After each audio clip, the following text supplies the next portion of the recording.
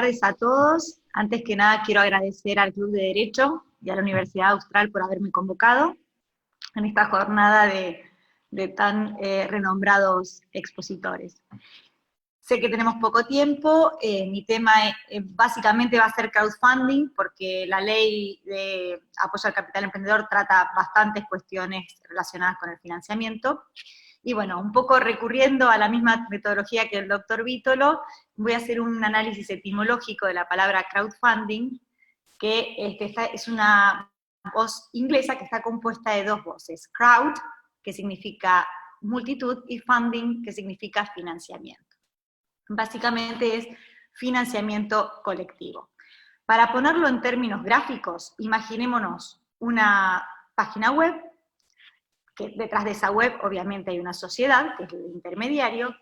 Cuando nos metemos en la web vemos ofrecimientos de inversión con una renta estimativa. Detrás de cada una de esas posibles inversiones hay un emprendedor. Y la persona que está manejando la página web y evaluando si invierte o no es el inversor. Eso es crowdfunding, es llegar a todo el mundo básicamente. Cualquiera puede invertir. Se está haciendo tarde, imagino que muchos estarán cansados, así que bueno, en lugar de caer en definiciones teóricas, voy a contarles la historia del crowdfunding. Todo comienza en el año 1997, cuando una banda británica denominada Marillion necesitaba dinero para hacer una gira en los Estados Unidos. Y entonces decidió solicitarlo online y obtuvo una recaudación de 60.000 euros y pudo hacer su gira. Desde ese episodio del año 97 hasta el 2009 no hubo mayores movimientos, pero ahí nace un hito. Aparece la plataforma digital Kickstarter. Es una plataforma de micromecenazgo que se maneja de la siguiente manera, muy simple. Cuando el emprendedor que tiene un proyecto graba un video, en ese video se explica obviamente el proyecto, el tiempo que le puede llevar, qué es lo que necesita, y se le acerca a los analistas de Kickstarter. Si es aceptado este proyecto y se sube a la plataforma, se establece un periodo de captación de fondos. Durante ese periodo, el proyecto va a estar vivo, digamos, esperando ver si hay suscriptores. Aparece una barra y a medida que haya suscriptores que quieran, inversores que quieran invertir en ese proyecto, esta barra se va a ir completando hasta llegar al 100. Si llega al 100, ese proyecto es exitoso. Si no llega al 100, el proyecto no resulta exitoso, no cumplió con la finalidad y bueno, en principio se devolvería el dinero. En el año 2012, Brian Fargo, un descendiente de la familia fundadora de Wells Fargo, que es uno de los bancos más importantes de los Estados Unidos, y de American Express, o sea, no es el típico chico en el garage al que nos tienen acostumbrados las historias norteamericanas, era productor de un videojuego que había sido muy exitoso en los años 80, Wasteland, y tenía muchos fans. Quería hacer la segunda parte de ese videojuego.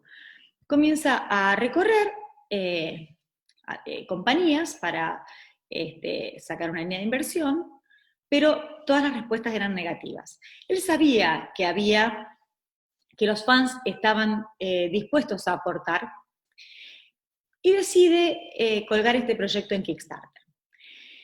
La inversión que se necesitaba para hacer esta secuela era de $1 millón. Él decidió poner $100.000 de su bolsillo y entonces tratar de recaudar los 900.000 restantes. Desde el momento en que se subió este proyecto a la plataforma de Kickstarter, en las primeras 24 horas se recaudaron $500.000 y tardó tan solo 42 horas para recaudar los 900.000 que necesitaba. Le sobraron 32 días del periodo de captación de fondos. O sea, esta es la potencialidad del crowdfunding. Esto es crowdfunding. Pero acá, quiero contarles, hay un matiz diferencial. Aquel que es inversor no es el típico que busca una rentabilidad. Además de eso, el inversor de crowdfunding quiere sentirse patrocinador, partícipe del proyecto. Entonces, bueno, ya con esto nos damos una idea de cómo funciona el crowdfunding y podemos identificar a grandes rasgos 4 tipos. Si bien podemos hablar de que hay subgrupos y de que ninguno es tan específico o tan lineal. El primero que encontramos es el crowdfunding de donación, que es el que vimos con la banda británica Marillion. No se recibe nada a cambio, se dona simplemente porque uno está vinculado con la idea. Al Garrahan, o sea, hay un montón de crowdfunding de donación.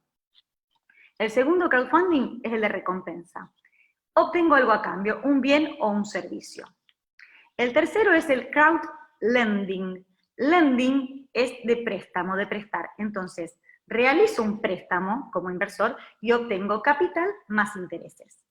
Y el cuarto, que es el que recepta nuestra normativa, la de apoyo al capital emprendedor, es el equity crowdfunding, que sería el crowdfunding de capital, donde el inversor invierte y recibe a cambio acciones de una sociedad o participaciones en un fideicomiso. Entonces, bueno, ya les comenté que solamente está regulado el equity crowdfunding. Ahora, si consideramos al crowdfunding como disruptivo, ya nos dimos cuenta un poco por la historia, tendríamos que hacer un brevísimo repaso de algo que ya todos conocemos, que son los métodos tradicionales de financiamiento, para poder comparar y decir, bueno, sí, realmente es disruptivo. Cuando uno va a hacer un emprendimiento, ¿cuál es el primer método de financiamiento que busca? El ahorro propio. Tengo ahorros, los voy a invertir. Si no tengo ahorros, busco lo que podemos denominar el financiamiento parabancario. Recurro a amigos o a familiares. Créditos a baja tasa o sin interés. Y a veces, si ya es un emprendimiento que está en desarrollo, puedo financiarme con un proveedor. También tenemos, obviamente, el sistema bancario, que ya todos sabemos que las tasas son altísimas, que el banco requiere de garantías, bueno, prácticamente inaccesible para un emprendimiento nuevo, y bueno, no quiero perder tiempo en todo esto que ya sabemos que en Argentina es muy complicado el tema del crédito.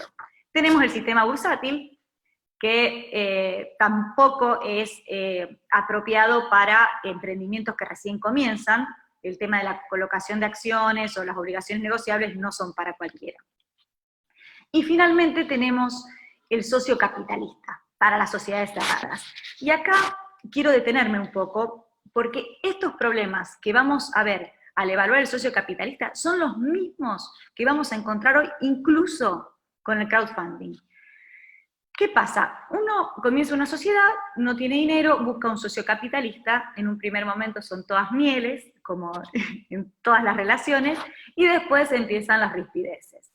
Y cuando empiezan las rispideces comienzan los abusos de mayoría, y es ahí donde vemos que nuestra Ley General de Sociedades, si bien tiene remedios para neutralizarlos, no son suficientes.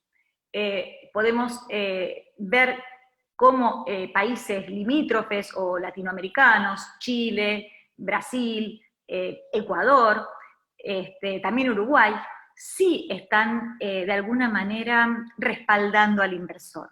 Porque, por ejemplo, establecieron en sus normativas una distribución obligatoria mínima de dividendos. Entonces, es un espaldarazo hacia el inversor. Podemos decir que si hay problemas y el inversor, si la ley no me ampara, puedo realizar acuerdos parasocietarios, pero no es una herramienta ágil y no es apta para el financiamiento colectivo. Entonces, el tema del socio capitalista trae sus consecuencias. Estos serían básicamente las formas en que se han ido financiando hasta ahora los distintos emprendimientos. Y aparece ahora el crowdfunding. Ya más o menos tenemos una idea de qué es crowdfunding, si bien la ley de apoyo al capital emprendedor dice que va a haber una sociedad anónima que es intermediaria y que lo conecta de manera profesional y a través de portales web o análogos a inversores con emprendedores. Esto sería básicamente cómo funciona nuestro equity crowdfunding. El inversor tiene solamente, ya estoy hablando de la ley nuestra, ya no estoy hablando del crowdfunding en general. ¿Qué dice nuestra ley de apoyo al capital emprendedor? El inversor tiene solamente 3 posibilidades. invierto y adquiero acciones de una sociedad anónima o de una SAS, realizo un préstamo pero convertible en acciones de una sociedad anónima o de una SAS, o adquiero participaciones de un fideicomiso. ¿Quién es el intermediario? Y acá aparece la Comisión Nacional de Valores. El intermediario va a ser sí o sí, ¿quién sería el intermediario? Aquel que está detrás de la página web, de la plataforma, que va a conectar al inversor que realiza la inversión desde la web y al emprendedor que es el que publicita su proyecto. El intermediario tiene que ser sí o sí una sociedad anónima. Y esta sociedad anónima tiene que estar autorizada, fiscalizada, regulada y controlada por la Comisión Nacional de Valores. Y además en su denominación debe llevar el término plataforma colectiva de financiamiento colectivo, PFC. Obviamente después vamos a ver, hay un montón de obligaciones que tiene, desde resguardar la seguridad de los inversores, el origen de los fondos, transparencia, bueno, todos protocolos, una resolución larga y con un montón de obligaciones. Hasta acá vemos, bueno, ¿qué sería el intermediario? ¿Cuáles son las condiciones de los proyectos que pueden ofrecerse a través del crowdfunding? Bueno, lo primero que establece la ley es un límite cuantitativo, no cualquier proyecto. Y le establece un límite que primero se fijó en pesos, pero en Argentina nada de lo que es peso sirve, entonces a los 2 años ya salió una nueva resolución de la CNB y lo convirtió a unidades UVA. Entonces, ese proyecto tiene como tope máximo para recaudar, o sea, para establecer cuáles son los fondos que necesitan, no puede superar el 1,5 millones de unidades UVA, que a dólares Banco Nación de hoy sería 1.200.000 dólares, más o menos. Tiene que ser un proyecto destinado a una pluralidad de inversores, sí o sí tiene que ser un proyecto con fines de lucro, no están permitidas las donaciones en nuestro crowdfunding regulado. Bueno, ¿y cómo funciona el tema del proyecto? El emprendedor tiene que, obviamente, ofrecer su producto, describir, bueno, toda esta información que le va a pasar al intermediario antes de que lo suba, de que lo pruebe y que lo suba a su página web, y tiene que determinar qué fondos necesita, a cuánto apunta. Y esto es muy importante, porque el crowdfunding puede ser cerrado o abierto. Nuestra ley regula el crowdfunding cerrado. ¿Qué sería? Se establece un monto necesario de financiamiento para el desarrollo del proyecto. Entonces los inversores comienzan a invertir. Si ese monto logró recaudarse dentro del plazo de colocación, que el plazo no puede ser ni inferior a 30 días, ni superior a 180 días, entonces el crowdfunding fue exitoso. Si es exitoso, la plataforma de financiamiento colectivo, que es esta sociedad intermediaria y regulada por la CNB, con todos estos fondos que recaudó, los traslada y se los da al emprendedor. Ahora, si en el plazo de colocación estos fondos no lograron suscribirse en un 100%, entonces se le restituyen los fondos al inversor. Esto se puede ver de manera muy gráfica en la página web con una barra, que en general es de color verde, y que tiene en un inicio el 0% y al final el 100%. Entonces uno va viendo de manera online y dinámica cómo va creciendo esa barra en función de los suscriptores o de los inversores que han ido invirtiendo en ese proyecto en particular. Ahora bien, ¿quiénes pueden ser inversores? Porque la web está al acceso de todos. Ahora, ¿todos podemos ser inversores? En principio sí. En principio, si uno va a ver, lo único que le piden es una CBU, un DNI, y rápidamente, acá no hay un intermediario financiero. Esto es lo bueno. O sea, si bien estamos dentro del mercado de capitales, no tengo que ir a un agente de bolsa para hacer esta inversión. La hago desde la web. Primero, bueno, por supuesto, usuario, contraseña, voy dando mis datos, mi CBU, mi DNI, y ahí vamos a ver si aprueban o no. Pero tengo límites. No se puede invertir cualquier cantidad de dinero. El inversor solo puede invertir el 20% de sus ingresos brutos anuales. Primer límite. Segundo, en cada proyecto no se puede invertir más del 10% del proyecto, y sino con otro tope, son 2 topes, que son 150.000 unidades UVA. Estas 150.000 unidades UVA equivalen más o menos a $120.000. El que sea menor, o sea, o el 10% o $120.000, el que sea menor. Esto ya está convirtiendo al inversor en un socio minoritario. Entonces, todas las dificultades que tiene un socio minoritario, las que venimos conociendo, las va a tener este inversor. También se habla de la posibilidad, esto lo voy a comentar un poquito más adelante, porque no quiero, si no hago mucho lío de información. Vamos a ver un poco cuáles son las ventajas y las desventajas del crowdfunding. Las ventajas son varias. Hemos visto ya con la historia misma de Brian Fargo, vimos que es algo de una potencialidad impresionante. Sin embargo, acá en Argentina no está funcionando. Muy probablemente por los requisitos que tienen las plataformas de financiamiento colectivo para poder adherir no es tan sencillo. Ya después les voy a comentar que hay plataformas paralelas que se denominan de crowdfunding, pero en realidad no entran dentro de la regulación de la CNB. Utilizan el término crowdfunding como financiamiento colectivo, pero no cumplen con esos requisitos. Es como que le encuentran una vuelta de tuerca para no encajar en lo que establece la resolución de la CNB, primero la ley y después la resolución.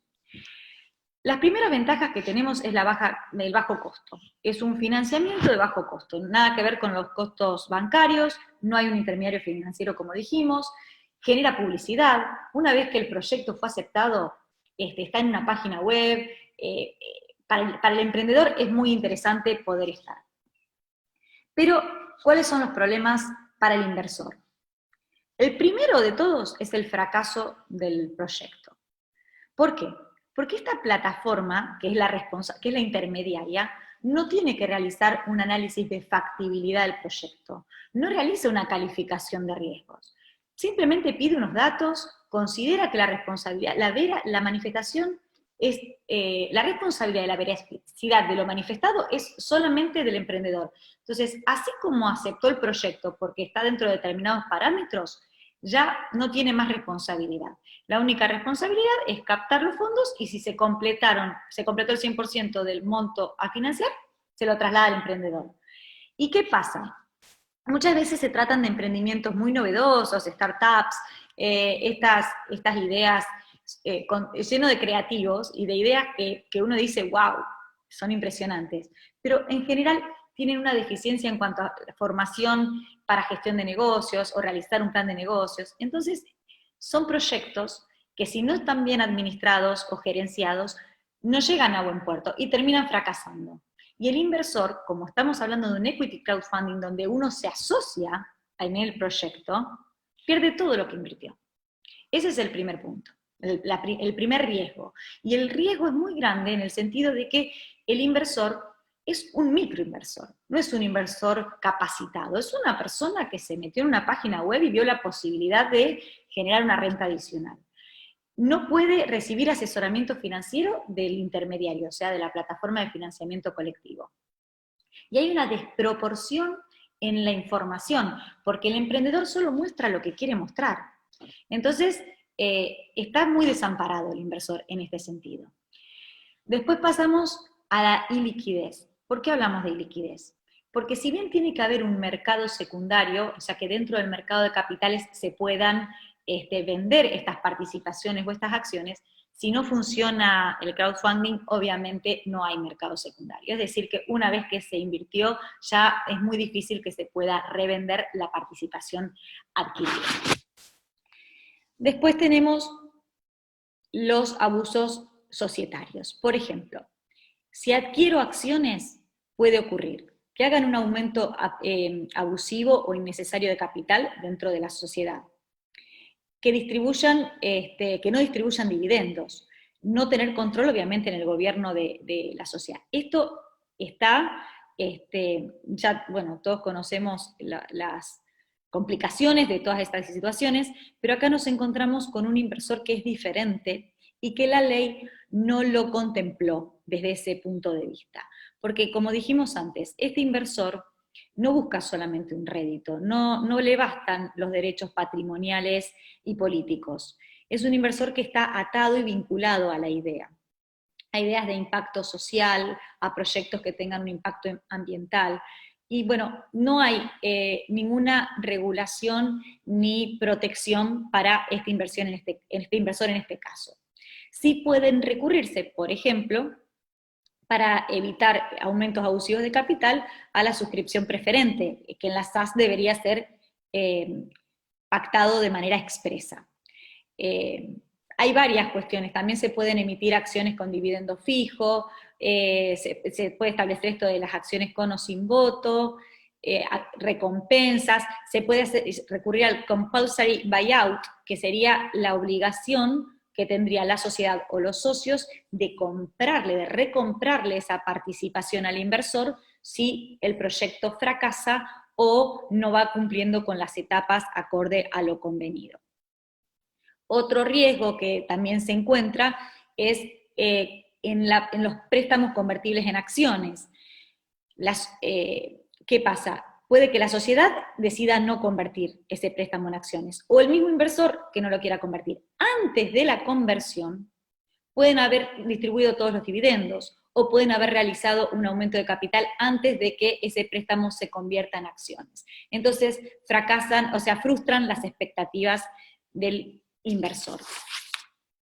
Estos son básicamente los riesgos más importantes que vemos en el tema del crowdfunding. Pero, no sé cómo estoy de tiempo, ya me estoy controlando. Vayamos redondeando, por favor, ahí le está escribiendo por chat privado. Lo último que quiero decir es esto: si bien está regulado el equity crowdfunding, pero esto no frenó a que se sigan desarrollando financiamientos colectivos por fuera de la regulación, en un mercado que no está regulado. Y se llaman, normalmente se denominan marketplace, que sería como un mercado libre, o sea, son como intermediarios. Es una página web donde hay un intermediario que conecta al inversor con el emprendimiento, pero no lo hacen dentro de la CNB. Utilizan otro sistema, es muy cortito el tiempo, o sea que mucho no lo puedo explicar, pero ¿a qué recurren? Recurren a un fideicomiso de administración. El fiduciario es un fiduciario financiero. Colectan los fondos que no tienen nada que ver con la página web, o sea, la página web directamente se saca de encima la responsabilidad, y así lo dice que no tienen nada que ver, pero si el inversor invierte, esos fondos van a un fideicomiso, el fiduciario es un fiduciario financiero, y esos fondos se aplican a un emprendimiento, que muchas veces es una parte. Por ejemplo, y rápidamente cierro, si es un edificio que ya tiene un 70% de construcción, a lo mejor se recurre a este financiamiento colectivo solamente por el 30%. O se hacen acuerdos para lograr una X cantidad de departamentos con un descuento, y entonces se hace como un pool, y se consiguen inversiones para conseguir ese descuento. Yo, bueno, no sé si queda claro, es muy poquito el tiempo, pero sí quería por lo menos transmitir la idea de crowdfunding, y bueno, y agradecer la convocatoria y agradecerles por su atención.